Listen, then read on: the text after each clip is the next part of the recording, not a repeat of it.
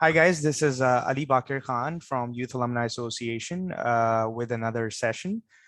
Today I have one of my university fellows, Lalarukh, and she's currently working as a digital marketing manager in the Realization Group. Uh, First of all, welcome Lalarukh to the session today. How are you doing today? I'm good. I'm good. Thank you. All right, that is really good to know. So, I've heard quite good things about you. We've been through your profile. You've been a trainer at GC University, then you went abroad as well. Apart from that, you've done graphic designing courses from LAMS, I guess. So you've got a lot of exposure in different industries, I must say. That is the reason of inviting you for an interview today, so that the youth can get some benefit out of the discussion that we guys are going to have. So can you introduce yourself first of all a little bit, so that we guys could know you better? Sure. I'm Lalarukh. People call me Lala because my name is really long and Okay. sometimes they can't pronounce it. Okay. So I've been in the field of marketing for the past 6 to 7 years. Okay. And I started off as a Prezi ambassador. Prezi is a software for presentation. And I started off as that. Okay. And then I joined Dr. Prezi, which is based in Europe. And that is when I was doing my degree at GC in Bachelor's for Applied Management. After that, I think, to be very honest, I didn't get to learn a lot from a theoretical knowledge, as there were not a lot of skills that were taught directly. Okay. And to be very honest, nowadays marketing is completely different, and I opted for marketing. We weren't taught a lot of things. Yeah, So I I decided remember that to, time as well, yeah, because I've been through the same journey. yes. So I decided to get my hands dirty. I started exploring different things. I started exploring multiple platforms. And that's how I started my journey with Dr. Prezi. It was an international company, and that gave me a lot of exposure. And then I took a break. I got married. I had my son, and after that, I started working with Afyanur. They were the Okay. biggest suppliers of United Nations Mm-hmm. back in 2017. I started working with them, and I started gaining a lot of multiple different experiences for I see. CRM, for social media marketing, for PR, for out of the house marketing, and a lot of different things. And that actually made me very curious about marketing automations. And this is one of the things that it's dear to my heart. So I've learned a lot of multiple CRMs. I've understood how marketing automations can help us and actually can help the brands to save time and resources. Yeah. So that's currently one of my major, what can you say? That's what I specialize in. And then other than that, I love content, any type of content. I think content is the king and it is the key. That Go to is the, these days search yeah. engine optimization and all that. So yeah, I wanted to add on one thing. I understand that. You've told people about marketing, because I come from a business background, so a guy like me knows what a CRM is like. If you start from the scratch, from the beginning, what were those hurdles? That's something that we all would love to know. That today you are Lalarukh, a digital marketing manager. Good to know that you've been through that journey. But can you start telling us a little bit about your background, how you went through all those, all those pathways, and were there any obstacles?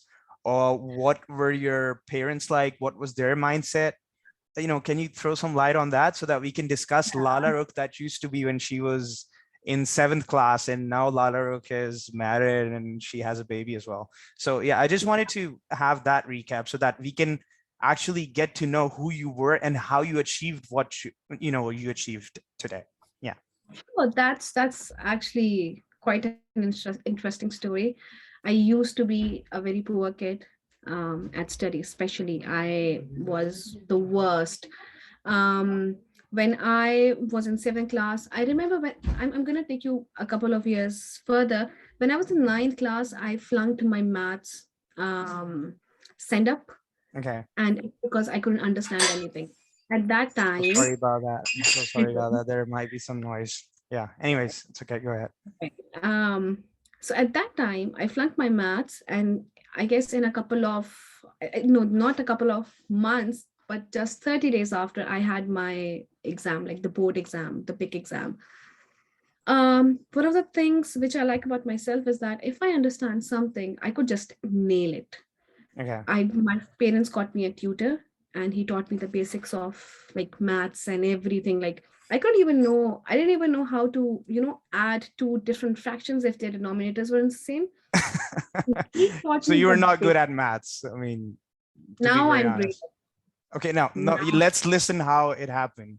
yeah, That's no, quite no, an interesting journey. Yeah. I wasn't great at English. I couldn't speak. I couldn't even, just I would just stammer. I couldn't speak at all. Okay. Um, and then so this is a story of how my mind works and how what people couldn't understand about me. So Hmm. he taught me the basics, and I got 100% marks in my maths in the board exam after just 30 days because Okay. I understood the concepts. Okay. And then I realized that because when I'm excited naturally about something, I could just do it in one go. I remember when I was doing presentations for GC, I would procrastinate for so long, and at the last day, I would just sit for straight 8 hours, and I would just nail the presentation. Yeah. So that's I was very, I had no confidence. I was like, what you say, like I was so poor in study. Okay. My parents were like, I don't know what we don't know what you're going to do. I was a gone case. They were hopeless. Um, but I am very proud to say that where I am right now, I worked very hard, very hard. I've like gone out of the way and learned new skills, explored different websites, and it was a new journey because it wasn't CRMs and all of these marketing automations. This is not common in Pakistan, especially. So I went out of the way. I started exploring different platforms like website, CMS, content management systems, and customer relationship management systems and email automation. So So a yeah, lot of that's different things that you were trying to explore on your own. And was there yes. any mentor of yours who taught you this, or you did everything on your own? You explored completely on your own self. I did it on my own. Nobody taught me. I had no one to look up to. So that's the message that I'd like to give the youth as well. That, I mean, if you guys want mentors, that's fine. But if you guys do not have anything, I mean, you do have internet, and we guys have taken an initiative where people like you are sharing their stories. So take some time out, listen to these stories. Why? Because eventually you're gonna go ahead and get something out of it. So that's quite an interesting journey, Lalarukh. But can you tell me like how you've been facing different cultures and how did you adapt to those cultures? I mean, specifically, talking about GC, I still remember I used to be in Islamabad. My father, he wanted me to do CSS. That is the only reason I came to GC University because of, I mean, Mhm. I've heard there are a lot of people who are Ravians, they just get a good chance, but in going ahead. But things got different. I just got married and I had a different route to actually choose. So what was the case with you? I mean, how did you end up coming to GC? Was there any particular interest, or it was just in a flash that, okay, no, there's no other option. I think this is the only way out. I mean, I still remember myself, I came because of one more reasoning, and that was organizational based learning. That was a very good initiative that the guys gave us. A lot of universities, I haven't seen a single one apart from GC doing that. So that was a good thing. But can you explain a little bit about how you adapted to different cultures? Then you went to UK. What were the things that you had to experience being a Pakistani, and then coping up with the language barrier, coping up with the culture, because people in UK are different than people in US. They have a bit conservative mindset. So how did that happen? I mean, can you explain a little bit about that? It's a very interesting story. Um, I wanted to go. When I applied for GC for the first time, I applied in your batch, but you haven't heard the story. So I applied in I don't your know batch about that. for Yeah. your batch actually. Yeah, I applied for your Okay. batch. I was doing my graphic designing diploma from. This was my first diploma other than the GC one. I Okay. was doing doing it from Punjab University next to GC, the old campus. Yeah. And I was waiting for my result because I was doing the 2 years bachelor's. And I don't know who gave me the idea. I started doing the bachelor's in double maths and stats. Mm-hmm. And that maths was completely different than the maths I had in like metric. And I flunked so bad at that. That was the second time that I had like one of the worst times in my life. Yeah. I flunked that year. My 2 years were wasted, and I had no idea what to do. But still, I wanted to come to GC because Mm-hmm. marketing was something that I was really interested in. And the OBL we had at that time, organization-based learning, Yeah. I was really interested in that. So I again applied the next year after I cleared my 2 years bachelor's, and then I got accepted to GC. So that's my journey to GC. Okay. Um, and because our professors were really great, They they were were indeed. amazing. Yeah. So I was naturally good at everything I did there because that was interesting to me. And for UK, I think I think I did my complete my bachelor's in 2016 and 17, and I started my master's in 2022. Mm-hmm. I realized that all the knowledge I've consumed from my bachelor's has been exhausted, and now there's time to just take the next step. And to be very honest, because I worked with international organization before starting a master's, I Mm-hmm. never really fit in Pakistan. The companies, they were not, we couldn't just, we Yeah, had no adjusting competitive. in GC was also, I think, one of the. Yeah. I'm not sure if you were familiar with culture, but when I came to Lahore first, I mean, visiting the campus, I still remember in my interview there was a question, anything that you'd like to add on, and the first thing that I said that the moment I was entering GC, I thought I was entering a railway station, and I did not even bother about, I mean, if I'm gonna get admission or not.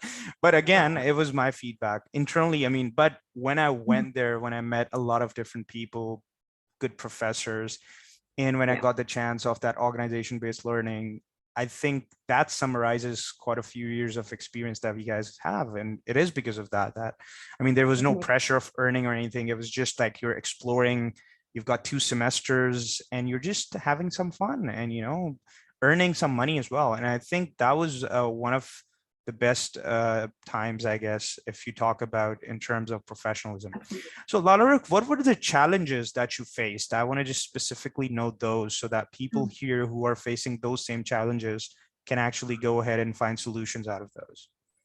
Um, so I'm going to talk about the challenges that I faced in Pakistan in the corporate sector.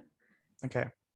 I had a different um, working and thought. I have a different thought process. My marketing ideas are like they come out of the blue, and they're very weird sometimes. So in Pakistan, we have like a conservative society, and it's marketing is not one of the key areas where people like spend a lot of money or spend a lot Yeah. of time. So I couldn't progress in Pakistan. And while coming here, and when I came here, actually, I got a job immediately after I came here, but it wasn't suitable. I just spent like two and a What half sort of months. job was that? I mean, can you It was explain? I was a marketing manager. Okay. And, it was an online business. Online business, Yeah, e-commerce. e-commerce, but we couldn't just it didn't we weren't compatible. So I left that job and I started like focusing on my master's more. Okay. Then I found the realization group, and I am over the moon that I've joined them. They have a very different system of working. They just Okay. give you the project. We have different meetings, we have client meetings and everything, and you just Mhm. work on your project. They're not keeping track of your time. So this is one of the main hurdle which I faced in Pakistan and in my first job in the UK. I If you've given me a job, just trust me with it. You give me the autonomy, and I give you back the best Results. result. Let's talk about results. Don't evaluate my Exactly. performance. Don't evaluate the time that I'm coming in and out. Just give me my time, give me the project, give me a space to breathe, which does not Yes. unfortunately happen in Pakistan. In Pakistan, what happens is if you're going to do something earlier, they're going to think that, okay, now this guy or girl is, capable enough. So let's just put him more burden. Eventually what happens is that you stop doing and you stop giving your full energy. Why? Because you're just used to that same culture. So I agree. Exactly. Go ahead. Yeah. I think micromanagement is one of the biggest issues that our youth is facing, because Yeah. they tend to work in a different set of like principles and different environment. You can't force them with everything.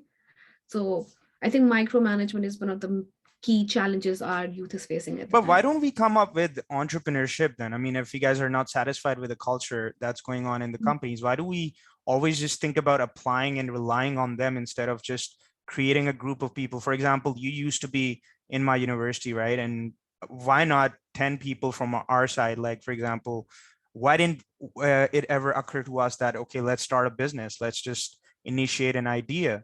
Do you think universities are lacking that platform, that they did not provide us that to interact to with each other? We were too busy in reading and studying and focusing on OBLs and presentations, that we guys did not get enough time to think about any innovative mindset, I guess. So do you agree with that? I would definitely agree with that. I think they did not give us the platform or the chance to take the leap, and we Yeah. were always very scared. Yeah. So, I mean, if you, we've always been scared about results. Okay, well, for yes, example, you're in O levels. Okay, how many A stars am I gonna get? If I'm not gonna get, there's always a fear theory that's going on that, okay, if not, then what? In that's our true. whole life starts revolving around that. Our parents have, they have inculcated certain goals in our mind, that, okay, you're gonna be a doctor, engineer, accountant, or whatever it is. If talking from a guy's perspective, you got to earn. Why you got to earn is because you got to marry eventually. From a girl's Yeah. perspective, it's different these days, but still, nonetheless, the stereotyped society has the same rules for all of us. So, what would be the suggestions that you would like to give to the youth, particularly if somebody is in Pakistan and is working really hard and they want to go ahead and apply to UK and get a job? Mm-hmm. What do you think is, I'm not going to use the word easy, but Mm-hmm. I'm going to use the word pragmatic. What's the most Okay. pragmatic approach in which they do not waste their time and Mm-hmm. they do get the right direction? What would your recommendation to the youth be in that regard? Um, Always focus on your goal. Um, People tend to just get lost in their entire struggle and everything. Yeah. Don't lose hope. Before joining TRG, I applied to, I don't know, a million jobs, to be very honest. And there was a time when I was really disappointed and I was like, oh, I'm not going to apply anymore, because I was just tired of the rejections and everything. Um, don't lose hope. That's one of the things. If you have a plan, make it official. I'm going to give you one example. In Pakistan, we never knew that there's a Chartered Institute of Marketing where you can actually get the accreditation of. I'm sorry, I'm not able to That's pronounce fine. that word. Accreditation, I guess. Yeah, that's fine. Yes, for your work and your experience. So I am an associate of the Chartered Institute of Marketing in the UK. Mm-hmm. I've just cleared my first year of CPD. I think it's called continual professional development, and we have to log in our hours that we are working our way towards being a chartered marketer. So there are chartered marketers in the world, and just get an official title to your degree Yeah. and your experience. So wherever I go, I can tell people, I'm an associate of the Chartered Institute of Marketing, and they can actually see that, okay, this is a certified marketer. Yeah. So try to explore different things which can actually certify your experience, and wherever you go, people can actually say, okay, this person is certified from that board. And there are multiple of boards, and they support you with everything. You're trying to say get So the right certification uh, um, for the right job. For example, you if it is a project managerial job and you have a certification in project management, that is going to give you an upper edge, if I'm not mistaken. Yes, and also get like certified, get a title with your name. That's one Okay. of the things I would say. If you have the experience, there are many boards and many organizations around the world which can actually, like the ACCA ones and the CA ones. So they get the title of chartered accountants, right? Okay. So you can also get, hopefully I'm gonna get the title of chartered marketer next year. after completing my second year, and I'm going to pass this assessment. But this is something I would like really ask people to work on, because if you go to a place and they say, okay, now you've been certified from that organization, they can actually that organization is actually vetting for you Yeah. indirectly, Yeah. if it makes sense, I right? agree. I agree with that. Yeah, so try to be clever about how you present yourself Nice. and Yeah. how you go about it. Mm-hmm. And this is one of the things that actually made a difference in my career, in my professional life. So Okay. that's again one of the things I would suggest to the youth. Mm-hmm.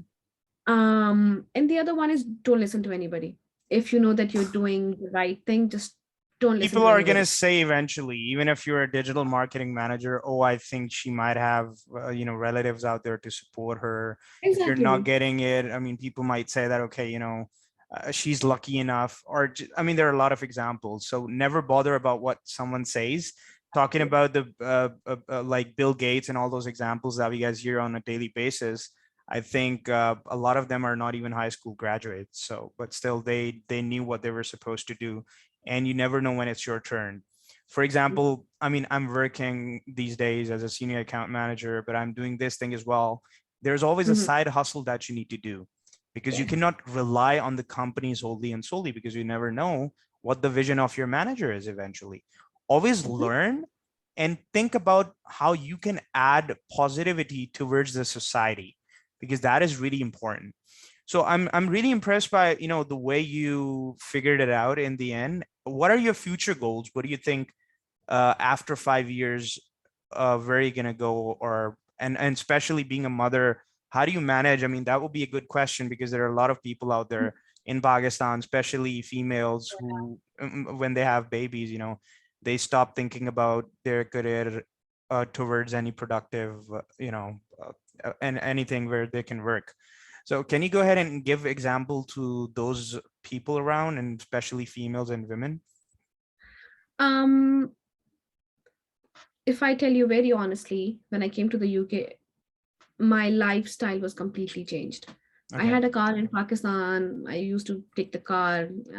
We hardly traveled by bus, for the university, Yeah. that's In something else. Pakistan, we never do. I mean, we're like, Yeah, you know, exactly. It's a yeah, completely different lifestyle. yeah. And can you imagine when I came here and I don't have a car? I still don't have a car at the moment. I hopefully would get it soon. I used to, when I had my first job, I used to take 6 buses in a day. I took 2 buses just to Mhm. drop off my son. And then I had to take another bus just to go to my office. Then again, I have to take the 3 buses back home. And then I would come back home. I would like look after the house, like look after my son, make dinner and everything, because again, we don't have like house helps here in the UK. Yeah. So I think if people have a very strong motivation and they're really passionate about something, they can do it. And for all the mothers, there are a lot of opportunities out there. A lot of opportunities. You can work from home. Um, if you have help in Pakistan, just if you trust someone, That's or even if better. I mean, if a person like you is doing it in UK, without having that family support there, I mean, of course you've got a husband and stuff, but still you don't have your parents, I guess, there to support. So if people like you can do that, why not in Pakistan, when you've got grandmothers, grandfathers to take care of the babies? So there's always a way to find a solution if you're willing to do something. That's about, it's all about being passionate enough.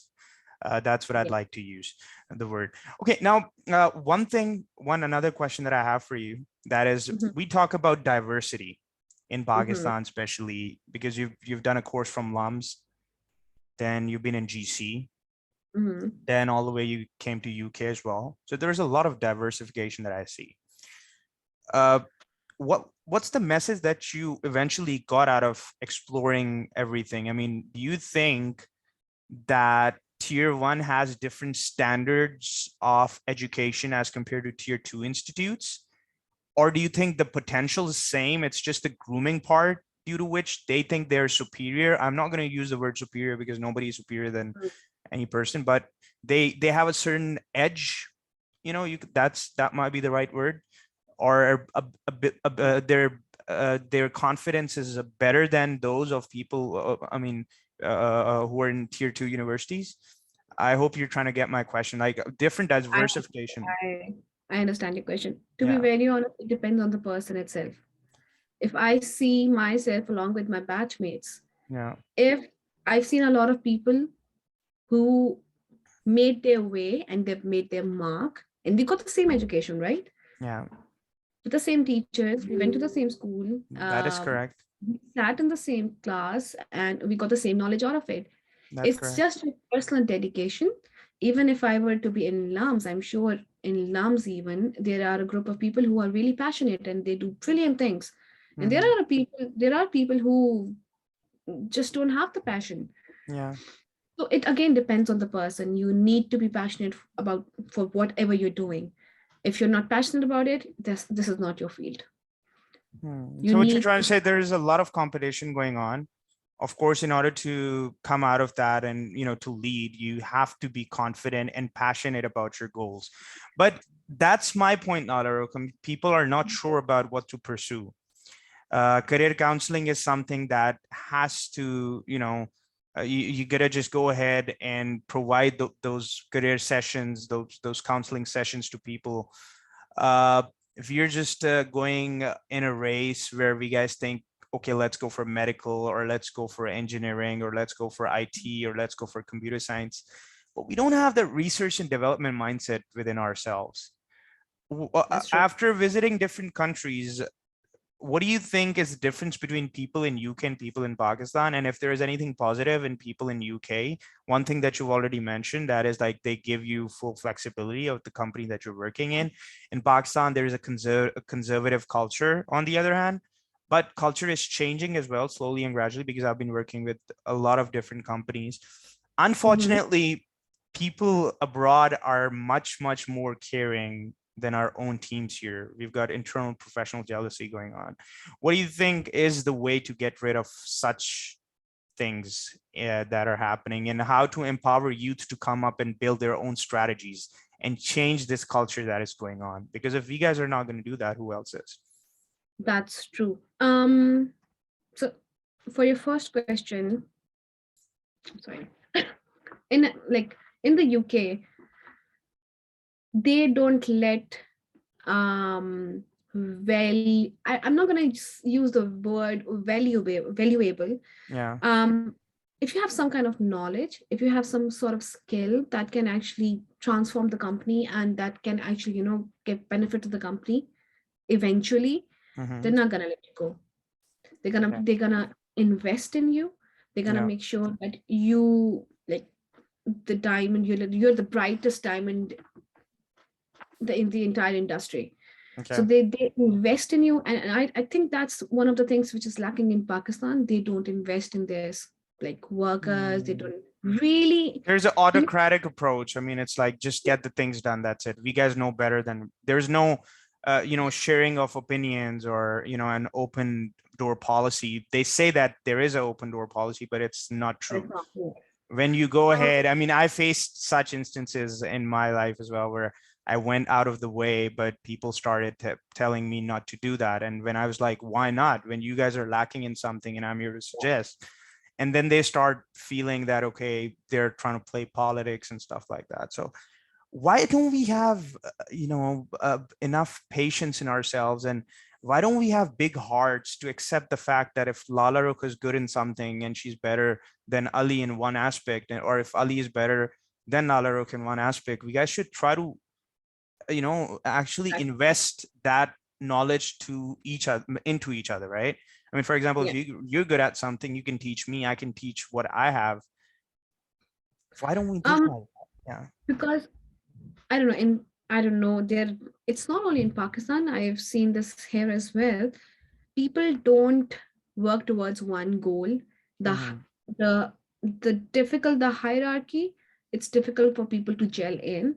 So for in TRG, we have a very flat hierarchical structure. Hmm. Sorry about the light thing, it's Pakistan, so.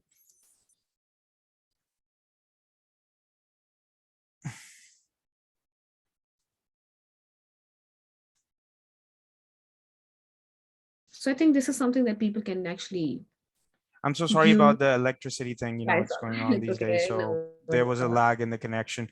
I don't know, for some reason today, some unexpected things are happening. I mean, first I was just like, I was trying to grab something and the glass just, broke, and now there is no electricity. But again, I'm with the same passion that, okay, we gotta just complete this for the youth out there. Carry on, go ahead. So yeah, I think people need to have a space to experience, explore, make mistakes. So Make at TRG, mistakes. everybody Yeah, knows that we're gonna make a mistake. yeah, And being a Pakistani and from Pakistan with that all that training, I was really worried and really anxious. And whenever I talk to people, like, oh no, I don't know what I'm gonna do. Is it right? Like, you can't be right. Even 80% of the times, you're not gonna be right. So just yeah. stop it. It's a very collaborative and interactive culture at TRG. So we get together, we share the same narrative. I think having a narrative is what we are lacking in Pakistan. The company doesn't work towards one goal. They're Okay. like, no, we are gonna do this and we're gonna do that. I know. I mean, this is what happened to me as well. There was something, I think it was my cell phone. I was just like, I didn't even see because I was watching, the screen and that happened. Anyways, yeah, go ahead. Yeah. So I think narrative is what we are lacking. You're People need to be lacking. on the same page. Okay, Yeah. since 2013, I started working in Bahri University, Islamabad for Center for Entrepreneurship and Leadership. We were Uh-huh. lacking in a lot of things where, we guys had a lot of talent, but even aids, but they were not being spent in a good way. Mhm. Then we're lacking in a couple of other things, like, okay, we don't have those goals that we are supposed to carry. We don't have realistic goals. We have Mhm. short-term goals just to make sure that we are earning enough money just to meet both ends, basically. So Mhm. in terms of that, we talk about change. I think it's my 50th podcast that I'm doing. uh, I've been doing this thing since 2017, but I see a very little mindset, getting some positivity out of it. Either there are people who are already successful, they get involved into it, or either they totally ignore because they think, okay, these guys are already, at a certain level because of Mhm. a golden spoon in their mouth. And that's not the case. That's why I'm trying to make people realize that if you're watching someone, don't judge a book by its cover. First, try to listen to them.